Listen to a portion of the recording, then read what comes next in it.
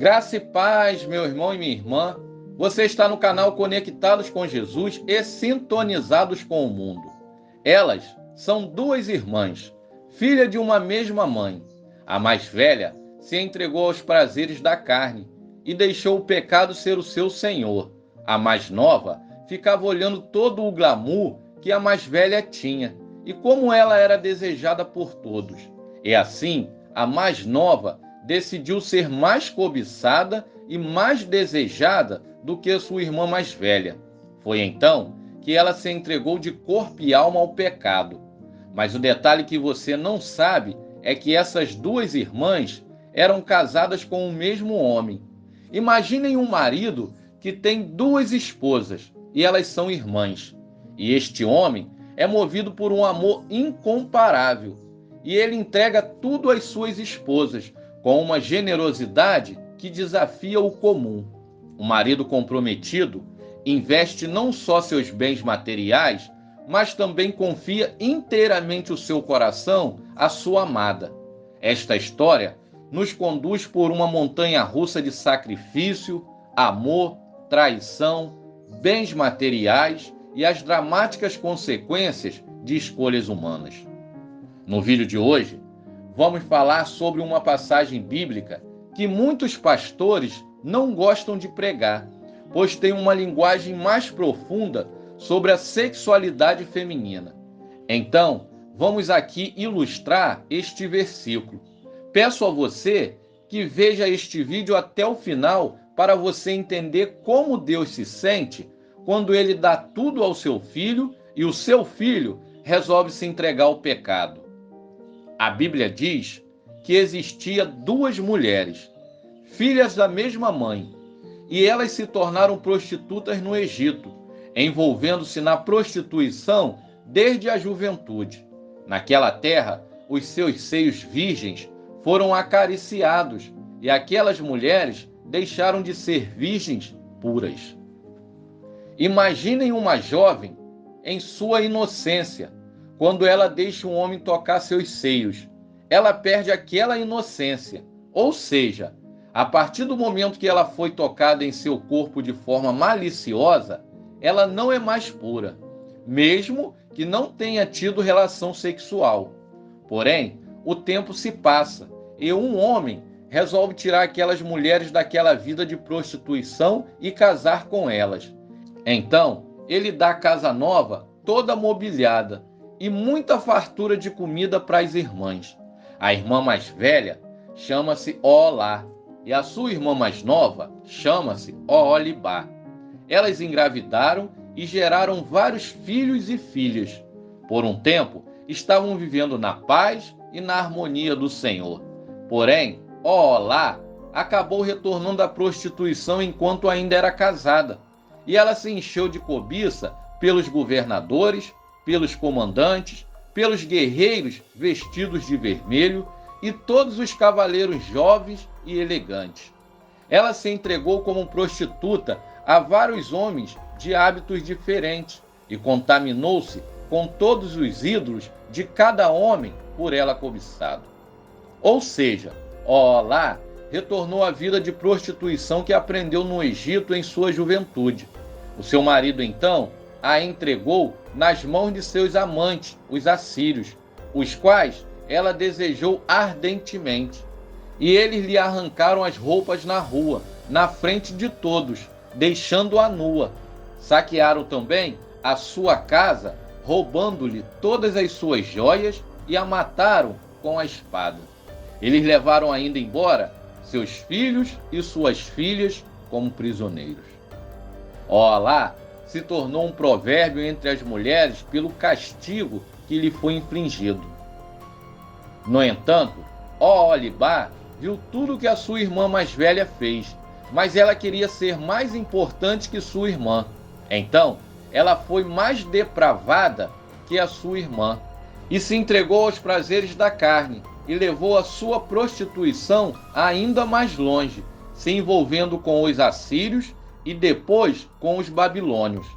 E após ela ter sido contaminada por eles, ela se afastou deles desgostosa. Contudo, Oholibá ia se tornando cada vez mais promíscua, à medida que se recordava dos dias de sua juventude, quando era prostituta no Egito. Ela desejou ardentemente os seus amantes, cujos membros eram como os de jumento e cuja ejaculação era como a de cavalos. O seu marido, então, entregou-a também nas mãos de seus amantes, aqueles de quem Oholibá se afastou desgostosa. E eles, então, a castigaram conforme o costume deles. Cortaram fora o seu nariz e as suas orelhas, e arrancaram as suas roupas e tomaram suas lindas joias. Levaram embora também seus filhos e suas filhas como prisioneiros, e os que foram deixados para trás foram queimados no fogo. O relato deste vídeo encontra-se na Bíblia, no livro de Ezequiel, no capítulo 23, onde o Senhor Deus se coloca no lugar de um marido traído, e as duas irmãs são Samaria e Jerusalém, representadas por Oholá e Oholibá. As irmãs prostitutas simbolizaram a pátria vendida. Oholá representa Samaria, Israel do norte, que se prostituiu com os assírios, enquanto que Oholibá representa Jerusalém, Judá, que se prostituiu com os babilônios. Esta comparação foi feita porque elas abandonaram a aliança que fizeram com o Senhor e fizeram aliança com nações ímpias. Elas escolheram confiar e servir a outras nações e sujeitar-se às suas ordens do que permanecer fiel ao Senhor. Deus elabora uma ilustração em que Samaria e Jerusalém são prostitutas. A partir disso, o Senhor apresenta os pecados que elas cometeram e as consequências deles. Esta mensagem pode ser interpretada de diversas formas, mas uma das mais comuns é entender que Deus se vê como marido traído, enquanto Israel e Judá são as esposas infiéis. A mensagem é clara, pois Deus esperava que o seu povo o adorasse e o servisse somente a ele. Mas em vez disso, as nações se voltaram para outros deuses e se corromperam moralmente. A história apresenta uma linguagem figurativa e simbólica, mas traz uma mensagem clara sobre as consequências do pecado e da idolatria. O capítulo de Ezequiel 23 é um chamado à fidelidade a Deus e também é uma advertência para nós hoje contra a corrupção espiritual e moral. A mensagem de Ezequiel 23 é dura e chocante. No entanto, é importante notar que este texto foi escrito em um contexto específico há mais de 2000 anos atrás para um povo específico, e a sua aplicação direta aos nossos dias pode ser difícil de se compreender. No entanto, há algumas lições que podemos extrair deste capítulo e aplicar em nosso dia a dia. Essa passagem nos mostra como a idolatria pode ser sedutora e destrutiva. O povo de Israel se entregou à adoração de deuses estrangeiros, atraído pelos prazeres e benefícios que esses deuses prometiam. No entanto, essas escolhas acabaram levando à sua queda e à sua destruição. Essa mensagem pode ser aplicada aos nossos dias, onde a idolatria pode assumir diferentes formas, como o materialismo, o individualismo ou a busca desenfreada pelo prazer. É importante lembrar que essas escolhas têm consequências e podem levar à nossa própria destruição, ou seja, à morte. Além disso, Ezequiel 23 também destaca a importância da fidelidade e do compromisso. Deus se relacionou com o seu povo de forma íntima e pessoal, e esperava que esse povo fosse fiel e comprometido com ele também. No entanto, o povo de Israel falhou em manter esse compromisso e acabou voltando-se para outros deuses. Da mesma forma, em nossos dias, é importante lembrar que Deus deseja ter uma relação íntima e pessoal conosco, baseada na fidelidade e no compromisso mútuo. Devemos estar dispostos a manter essa relação com Deus, mesmo diante das dificuldades e tentações que possam surgir em nossas vidas.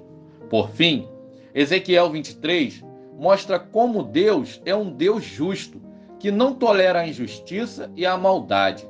O texto apresenta a condenação do povo de Israel pelos seus pecados, mas também apresenta a esperança de que Deus pode redimir e restaurar o seu povo. Essa mensagem de justiça e esperança pode ser aplicada aos nossos dias, onde a injustiça e a maldade ainda são presentes em nossa sociedade. No entanto, podemos confiar que Deus é um Deus justo, que não permanece indiferente diante da injustiça e que pode nos trazer esperança e restauração. Até aqui nos ajudou o Senhor. Seja um colaborador, se inscreva em nosso canal. A sua inscrição ela é muito importante para levarmos o Evangelho adiante. Compartilhe este canal, pois tem sido bênção na vida de muitas pessoas. Que o Senhor te abençoe e te guarde. Que o Senhor faça resplandecer o seu rosto sobre ti e tenha misericórdia de ti. Que o Senhor levante sobre ti o teu rosto e te dê a paz. Até o próximo vídeo e que Deus te abençoe.